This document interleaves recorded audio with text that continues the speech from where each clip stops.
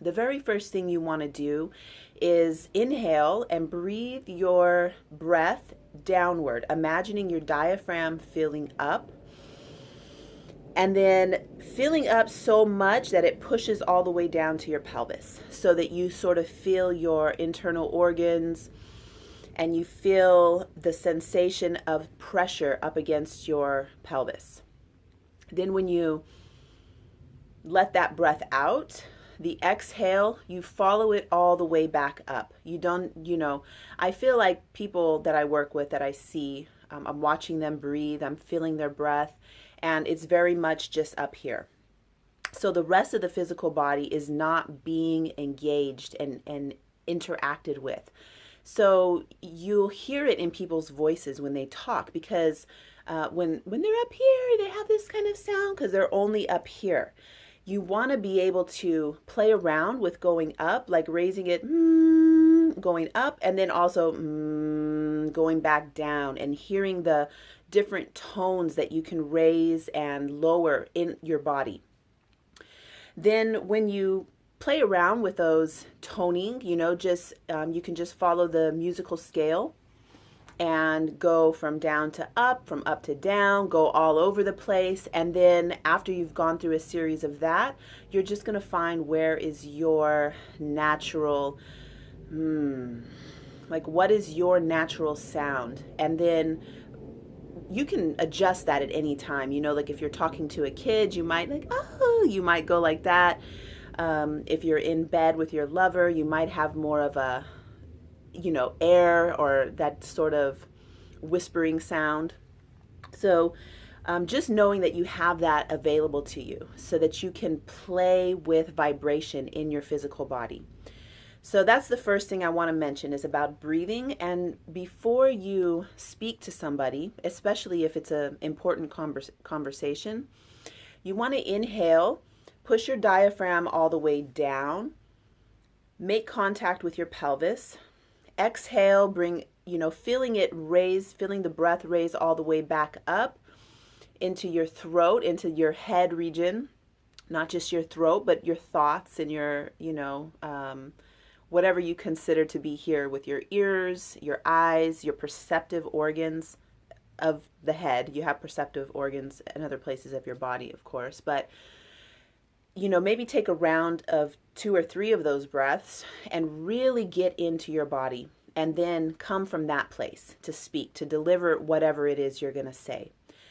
The next thing I want to mention here is that when there's something in your life that's a pattern that you want to change, or even if you just notice a pattern, that pattern is held at a vibrational frequency within your body. So when I see somebody, or when you look at somebody, I don't know if everybody's going to have this same experience, but you can sort of get a vibe, get a sense. That's their frequency, that's their resonance. And sometimes what you're looking at actually will activate that same resonance within yourself. Not to say that they're doing that to you, that they're making you vibe at that certain level, but like tuning forks, when you bring tuning forks together, they'll start to vibe at the same sort of frequency. So what you want to do is be aware of that and come back to your center. Do that breathing exercise, find your sound, find your vibration, and then radiate that. Keep with that. So that way you're not absorbing the frequencies of other people and other things and the environments that you're in. And I had a lady yesterday who said that she couldn't go to certain places because it was bad energy. There is no bad energy. There is no bad energy. Everything that has frequency, that has energy, is just a vibration. What it triggers for you is what you might call good or bad.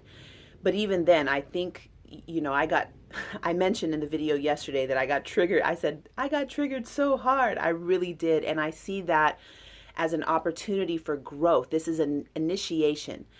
Anytime you get triggered, especially when it's a big one, it's a big thing that's moving energy in your body, treat it and honor it like an initiation from the divine. Like this is a chance for you to change a pattern, to notice and recognize a pattern and then be able to change it. So where the sound comes in is where when you inhale, pushing the diaphragm down, making contact with the pelvis, and then exhale, letting that come back up.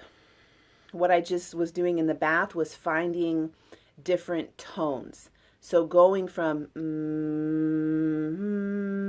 and raising the sounds throughout my body, finding where I could feel the vibration of those sounds. And then when I found a good spot, I just stayed in it and just kept doing the toning in those certain spots. So I'm pointing here because this is what came up in my body. I could feel it so much, and it's like it's the trigger. It's what got triggered, and it has to do with, I'm not going to say what it has to do with for me, but letting my own sounds from my inside, letting those just hit, sort of caress and embrace that part of me. It feels so healing. It feels like the opposite of abandonment. It's like, I'm here for you and I'm going to be here, and being sort of saturated and soaked in a loving vibration. So this is one way. The word that's coming is grunty. So in yoga philosophy, we have these different areas of our body. It's a lock or a knot. And what it is just energy, patterns of energy that have sort of, in acupuncture, one of my very good friends who taught me so much, and I'm so grateful for him, Aquilino, was saying that when you put the needle in a spot, it's sort of like freeing up the, where twigs and leaves and rocks kind of in a river, where they pile up and sort of slow the flow of water, that our body has those too. In Tantra, that would be a grunty or a lock. And when you pierce it, it opens and that energy can flow again. So with sound, your own sound from your own body, you can pierce those knots and free up a new, letting stuff flow. So in body work, it's the same thing, literally working on those knots, moving energy in the knots, and then releasing. It's not that I'm releasing, it's that working on the knot opens up the space for the energy to flow. So there you go, sound vibration. Very healing. And if nothing else, if you don't do the work with toning on your body, at least practice taking that deep inhale in. I literally imagine coming in, like the breath coming in from the moon, cooling energy coming in. When I breathe it down, it pushes my diaphragm down, makes contact with the pelvis. On the exhale, it's the sun. It's the heating, warming, perceptive, piercing of solar energy leaving my body and going that way. So that's how I visualize it myself, like coming this way, the moon, and then the exhale going that way, the sun. So even if you don't do the visualization of the sun and moon, please still try just pushing your diaphragm downward. Instead of going this way, because when you inhale, if you look at the diaphragm, it's a dome. And when you inhale, it's meant to push down. But most people, I would say 97% of people, don't expand their diaphragm. They don't expand their rib cage. And they might do it in yoga, but up here. So you really want to feel the lower portion of your rib cage expand. And you want to feel some contact with your pelvis. So there you go. Thank you so much for watching the Bath Time series. I'm sure that I have a lot more coming. So subscribe to my channel, like the video, leave me any messages. I always answer, and I love interacting because it really helps me to grow. I want to learn more. Even if you have some bad thing to say, like somebody called me a feminist, which I was like, what? I'm not a feminist.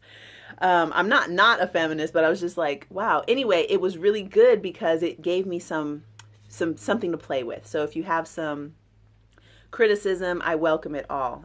It's all for expansion and growth. So thank you so much. I look forward to connecting with you soon.